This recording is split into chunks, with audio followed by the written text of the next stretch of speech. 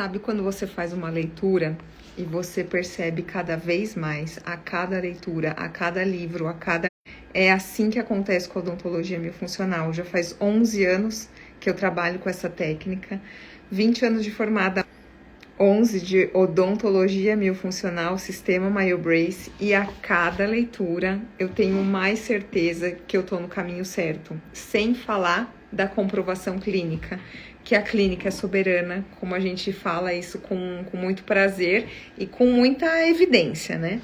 Mas o que eu queria compartilhar aqui é mais um trechinho desse livro Respire, que eu tenho falado, e esse livro tem reforçado cada vez mais. Eu vou ler alguns trechos, se você tiver tempo de me acompanhar aqui, tudo bem. Se não tiver, assiste esse vídeo depois, que vai ficar gravado aqui no Instagram e também no YouTube. E lá no YouTube dá para assistir com um pouco mais de velocidade também. Então, nesse livro, eu cheguei no capítulo 7, que é o de mastigar, e eu tinha parado, o último vídeo que eu fiz o comentário foi quando ele chegou no Dr. Michael Gelb, que ele tá citado em várias aulas minhas, principalmente a aula de ronco e DTM, que vai ser reforçada e vai receber um upgrade nos próximos cursos e também no MyoMission. Quem tiver inscrito lá no MyoMission vai ouvir bastante. E aí, o Michael Gelb, nesse trecho do livro, ele tá comentando com o autor do livro, que é o James, que ele tem um perfil de paciente adulto muito comum, que é o que a gente também lida aqui no Brasil, que são pacientes que têm problemas de distúrbios respiratórios do sono, mas são pacientes que não carregam aquelas características clássicas do respirador bucal, tá?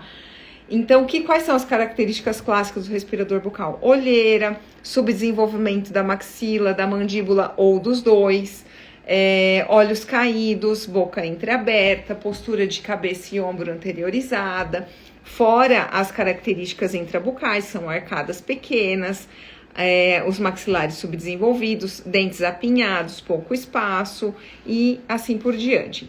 E tem muito paciente adulto que não tem essas características, mas tem distúrbios respiratórios do sono. E aí a gente começa o colega que trata com odontologia miofuncional, fala, opa, tem alguma coisa errada aqui, porque esse paciente não tem as mesmas características do que os pacientes clássicos. E aí que a gente deve entrar com um pouco mais de estudo em relação a isso, porque nem sempre uma disfunção, uma distrofia maxilomandibular ou uma má oclusão vai estar presente no paciente que tem uma disfunção muscular apenas, que vem com uma série de fatores relacionados ao estilo de vida, mas principalmente em relação à respiração. Então aí, quando o Dr. Michael Gelb começa a falar desse tipo de paciente, ele vai lá para o tratamento tradicional, que é o CPAP. Só que ele comenta, e o que eu tô encantada de ler nesse livro é que eu tô lendo coisas que eu, que sou nova na miofuncional, só tenho 11 anos aqui no Brasil, venho falando há tanto tempo essas coisas e tá escrito, sabe? Eu fico feliz de ver que tem muito mais pessoas tendo acesso a essa informação e ao mesmo tempo eu fico feliz por mim mesma, por tá vendo que muitos outros colegas, professores da área médica ou até mesmo de consultório, eles estão vendo a mesma coisa que nós aqui na Miofuncional, sendo um grupo muito pequeno, estamos vendo. Então, continuando, eles falam que, apesar do CPAP ajudar muito o paciente nos casos de apneias graves, muitos pacientes têm dificuldade de ter uma boa noite de sono, mesmo com ele por conta de ter dificuldade de utilizar o CPAP. E, além disso, muitos deles não têm apneia do sono diagnosticado, têm distúrbios respiratórios do sono, mas não têm apneia do sono diagnosticado. No entanto, essas pessoas ficam cada vez mais cansadas, esquecidas e doentes, tá? Essas pessoas podem não registrar um problema de apneia do sono, mas todas tiveram um problema respiratório sério. Quando recebo, é como se lidasse com mortos-vivos, palavras do Dr. Michael Gelb. E aí, continuando, Gelb e seus colegas às vezes removem as amígdalas e adenoides. Isso pode ser especialmente eficaz para crianças. E só um coloca uma referência bibliográfica no final do livro para você consultar. Eu adoro livro assim, eu só compro livros nessas condições que eu posso consultar o artigo científico para a gente fazer a nossa leitura disso, né? Continuar no aprendizado de identificar um bom artigo científico. Então, continuando.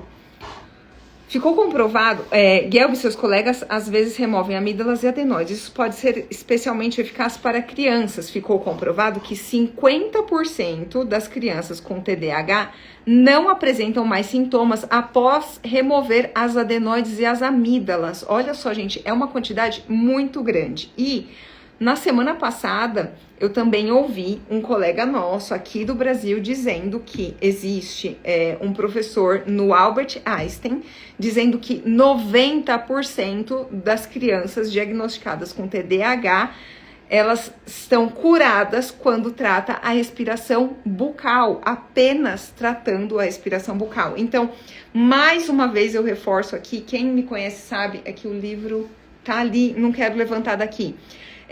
Porque o celular tá conectado nesse fiozinho aqui para carregar.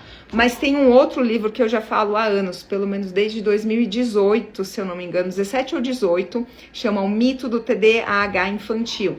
Gente, tem muita coisa, tem muita criança sendo diagnosticado com TDAH de maneira equivocada, simplesmente pelo profissional que dá esse diagnóstico não saber reconhecer e diagnosticar uma respiração bucal, tá?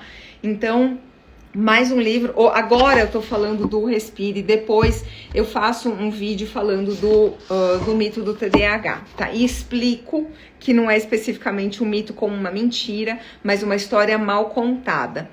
Então, continuando, ele fala que nessa referência bibliográfica que ficou comprovado que 50% das crianças com TDAH não apresentam mais sintomas após remover as adenoides e amígdalas. Mas se elas não apresentam mais sintomas, será que elas tinham mesmo TDAH, tá? Mas aí, deixando esse assunto do TDAH à parte, eu vou falar sobre os efeitos. Os benefícios que a cirurgia de remoção de adenoides e amígdalas que se tornam, que desaparecem após essa remoção, esses efeitos podem ser passageiros. Anos depois de remover as amígdalas, as crianças podem desenvolver obstruções nas vias aéreas e sofrer com todos os problemas que isso acarreta. Por quê? Porque, gente, eu mostro também na minha aula 2 ou 3 artigos científicos que crianças que passaram pela cirurgia realmente melhoram, mas se elas não fazem a correção da disfunção respiratória e muscular depois da cirurgia, ou seja, se elas continuam respirando pela boca, se elas continuam com uma língua flácida, as características, a respiração bucal volta e muitas vezes até as adenoides voltam a ficar hipertróficas, tá? Então, o que eu tô lendo? Qual que é o meu encanto desse livro? É ler tudo que eu venho falando há anos em aula, cursos e palestras, tá? E saber que que tem outros grupos de pulmonautas, que é assim que eles chamam, as pessoas que trabalham com a respiração, em outros lugares do mundo que estão vendo a mesma coisa que a gente. E isso me deixa cada vez mais encantada. Então, continuando. Isso ocorre porque a remoção da adenoide barra amígdala, o CPAP e outros procedimentos não fornecem uma solução satisfatória a longo prazo.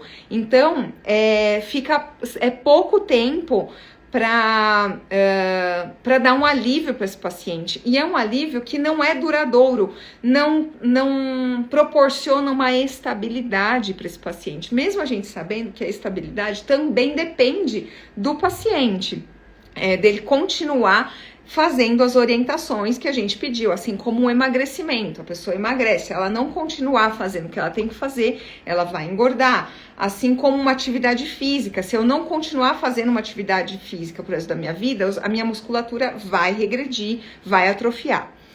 E aí ele continua falando sobre o Dr. Gelb, e aí a gente chega na área odontológica, quando ele fala que os primeiros aparelhos, eles chegam na conclusão que precisa também expandir as arcadas para melhorar a respiração.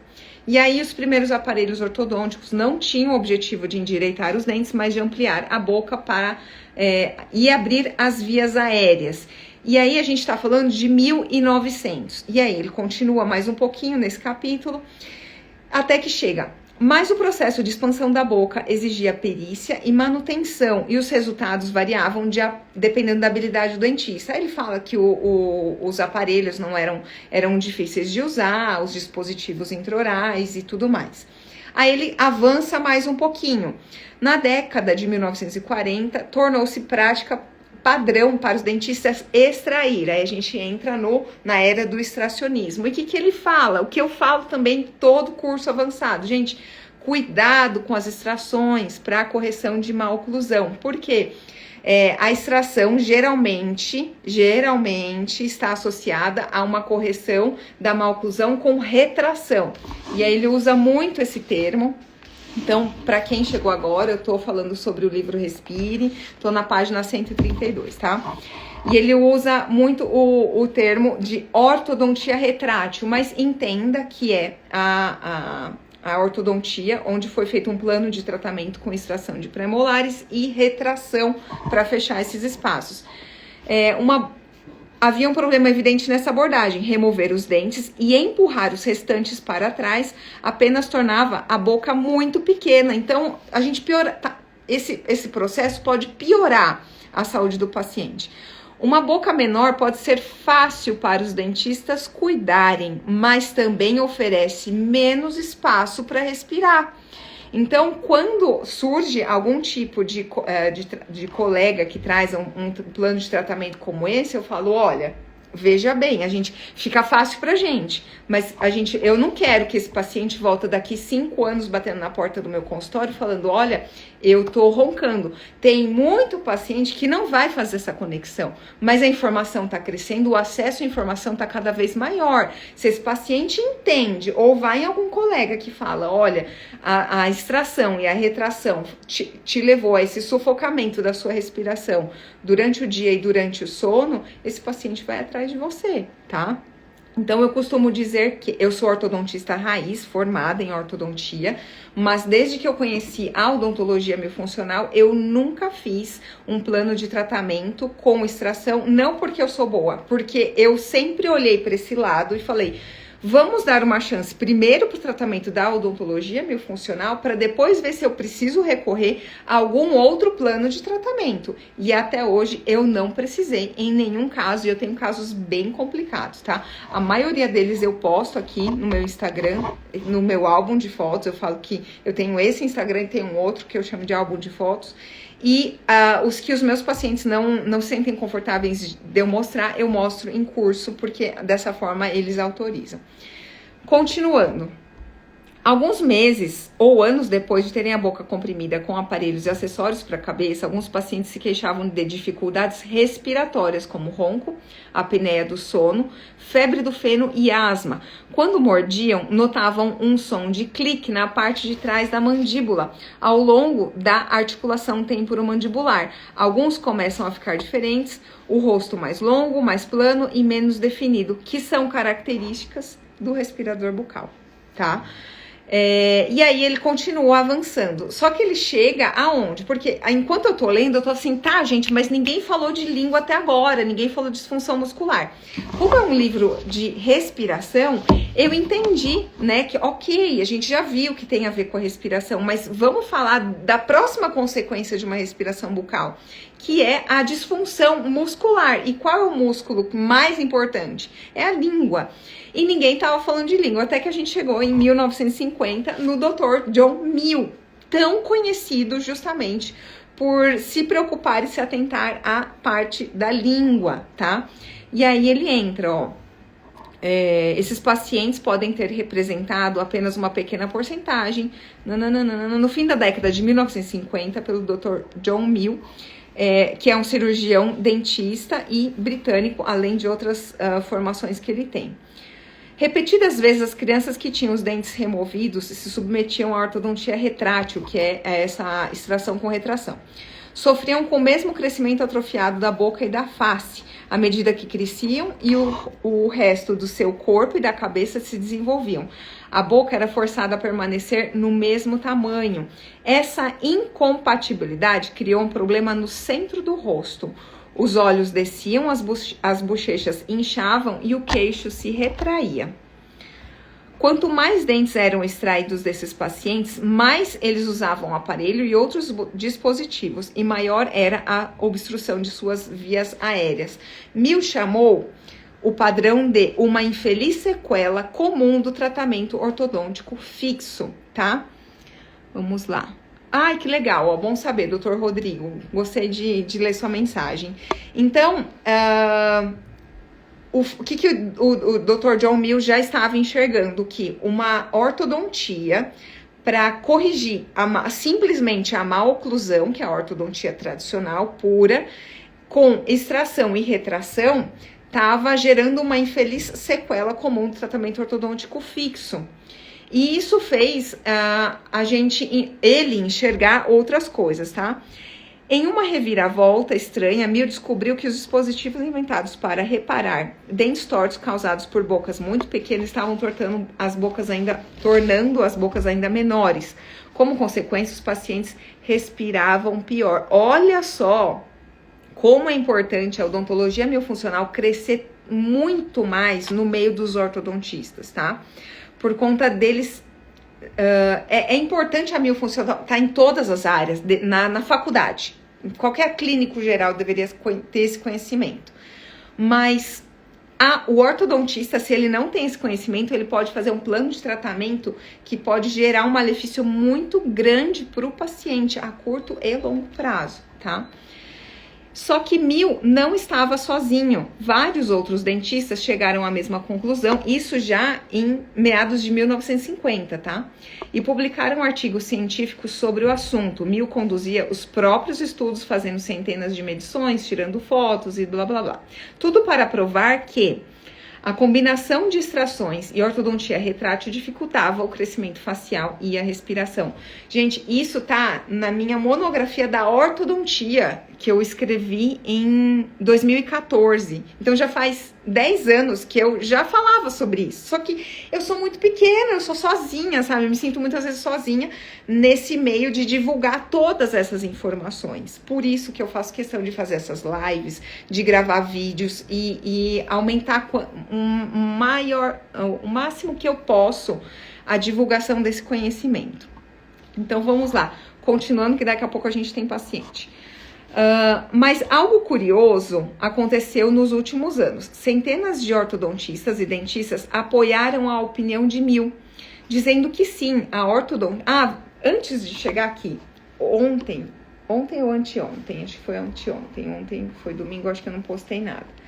Eu fiz uma postagem falando sobre... É isso que eu vou falar agora, tá? Até deixei separado aqui no computador. Mill atuaria como presidente do ramo dos condados do sul da British Dental Association e usaria a sua influência para pedir aos administradores que realizassem uma investigação completa. Ninguém fez nada, ninguém realmente se importava. Mill se tornaria um dos homens que mais dividiria opiniões na odontologia britânica. A odontologia miofuncional também sofre isso até hoje. O Dr. Chris Farrell pode falar isso com toda a propriedade. Ridicularizado como um charlatão, golpista e vendedor de óleo de cobra. Ele foi processado várias vezes para parar de praticar seu trabalho de expansão e acabaria perdendo a licença. Quando Mill se aproximou da 10ª década de vida, tudo leva a crer que ele seguiria a mesma trajetória de Stowe, Price, que a gente já falou também de Weston Price, e tantos outros pulmonautas, morrer na obscuridade enterrado com sua pesquisa. E agora que eu quero ler esse trechinho do que eu postei semana passada. Toda verdade passa por 3 estágios. No primeiro, ela é ridicularizada. No segundo, ela é rejeitada com violência, que é o que eu tô lendo agora do Dr. John Mill. No terceiro, é aceita como evidente por si própria. Quem falou isso foi Arthur Schopenhauer. Então, voltando aqui. Mas algo curioso aconteceu nos últimos anos. Centenas de ortodontistas e dentistas apoiaram a opinião de Mill, dizendo que sim, a ortodontia tradicional estava piorando a respiração em metade dos pacientes, quiçá até mais, tá? O endosso mais forte veio em abril de 2018, quando a Stanford University Press publicou uma monografia de 216 páginas do famoso biólogo revolucionista Paul Ehrlich e da doutora Sandra Kahn, ortodontista, que ele fala no comecinho do livro, tá? Detalhando centenas de referências científicas que apoiavam a pesquisa de Mill. Em pouco tempo, as teorias mais estranhas de Mill começam a se tornar populares. E aí a gente começa com a internet, encontrar muita coisa dentro da teoria dele, tá? Em 10 anos, ninguém estará usando ortodontia tradicional, disse Gelb, Dr. Michael Gelb. Michael Gelb tem promessas de vir para o Brasil, hein? Vamos olhar o que fizemos e ficaremos horrorizados. Quem aqui já fez algum curso de odontologia miofuncional e falou, caramba, até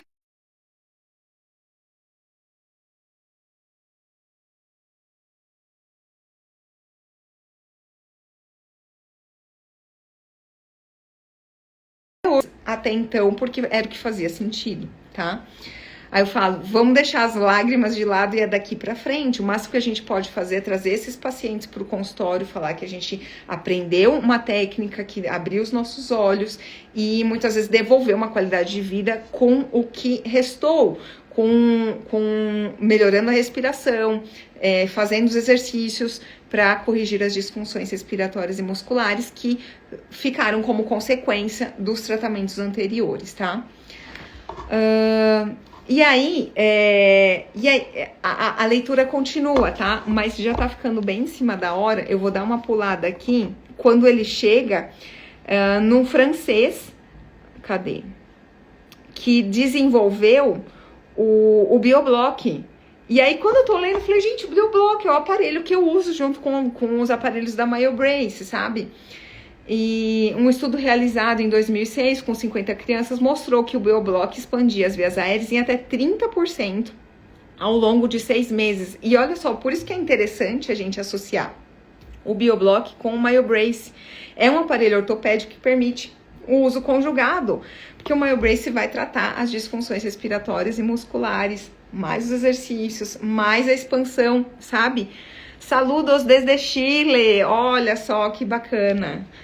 Vamos lá, continuando. Então, aí, dando continuidade aos estudos de Mill, veio o filho dele, que é o Mike Mill, que também é dentista e entrou na conversa.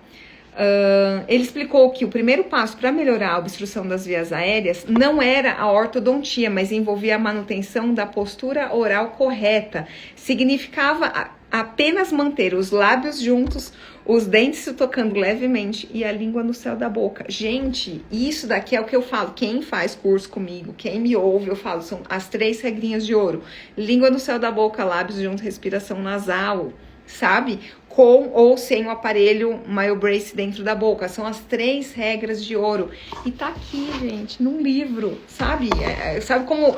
Eu tô lendo esse livro no final de semana e tô, assim, encantada. Não tinha como eu não compartilhar com vocês todo esse conhecimento. E aí, agora, quem tá falando é o Mike Mill, filho do Joe Mill. E aí fala da regra de ouro, que os nossos corpos e vias aéreas não estão projetados para funcionar melhor nessa postura. E aí ele fala da postura corporal, compara com uma estátua grega. Então, ele assumiu essa posição do respirador bucal como uma posição que ele chama, entre aspas, de idiota. Fez algumas respirações curtas, inchadas e de boca aberta e olhou em volta mudo. É isso que está nos matando. Muitos de nós estamos adotando essa postura de S, que é essa postura de ombro para frente, cabeça caída, não por preguiça, mas porque a nossa língua não se encaixa corretamente em nossa boca muito pequena. Olha a odontologia miofuncional aqui em um parágrafo, gente. E assim, dessa página.